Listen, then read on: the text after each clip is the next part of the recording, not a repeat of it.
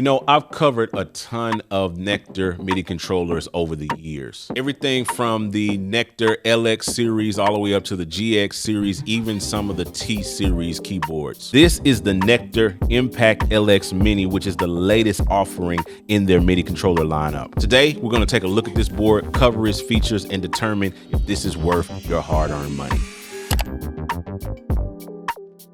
What up with you guys? You know who it is. It's your boy John Mike back again, and today I'm here with the Nektar Impact LX Mini. This is the latest offering in the lineup for Nektar's keyboards. I've been rocking with Nektar for a while. I've owned quite a few of their keyboards. I recently covered their Impact Mini. It was earlier this year, but it is basically like the LX Mini with GX on it and less controls. So same color scheme, all of those different things, same size, same amount of keys, just less controls. Form factor wise, I think this is pretty cool. It's pretty much the standard size and thickness of most MIDI controllers in this range, the 25 key mini, keyboards. You got the 8 knobs. They just love the number 8. You got the 8 pads. You got the volume knob. You got the little transport area right here, octave buttons. But one of the things that Nektar has been known for over the years is their superb DAW integration and control. This one is no different because when I open up Logic, it instantly asks me, do I want to auto assign this? And this is without me installing any software, any third-party drivers or anything. It's just like, hey, do you want to auto assign? So I can go ahead and click that. And then when we jump into a new project, I can press play, stop, turn on looping, rewind. I'm already able to control things in Logic without having to do any setup, download any drivers or anything like that, which is pretty dope. Now, digging in a little deeper and looking at the keys, let's see how these feel.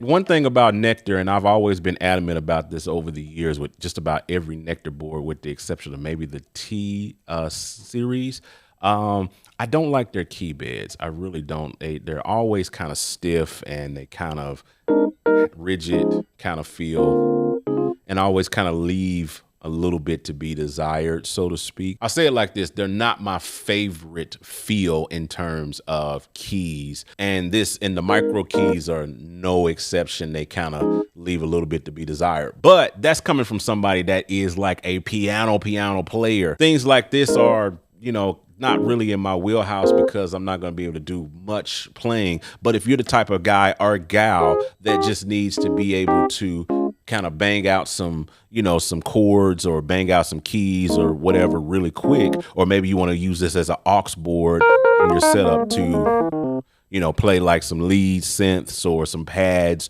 or something like that as auxiliaries, then this will work just fine, but not as much as a main MIDI controller that you're going to be doing everything on, playing piano tracks, playing, full-on things. But that's not what this is made for. This is made for on the go, being able to put this in your backpack, take this around, use it in a live setting or whatever the case may be, which is going to be the application that most people are looking at this type of thing for. Moving along to test out the pads, I'm going to pull up Pro Drums here. Shameless plug.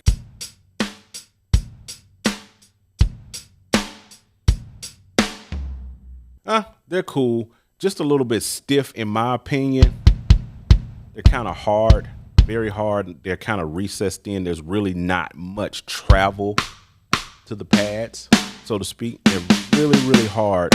Definitely not my favorite feel as it relates to pads. I think, I like a little bit more travel in my pads personally, but these will definitely get the job done for what you're trying to do. Now, another cool thing about this MIDI controller is that the controls are actually here on the side of the unit as opposed to being on the back, which is traditionally where, they put, these things. They decided to go with a side. And I kind of like that because it gives you a little bit more flexibility plugging in something from the side here and running your cables out. But also what's cool about it is they give you this little adapter that comes with it that you can plug into the side, and voila, you have a sustain pedal jack, a little portable sustain pedal jack. But it's nice to have it because you just never know what people's needs are gonna be. Apart from that, there aren't many other features outside of the art mode here.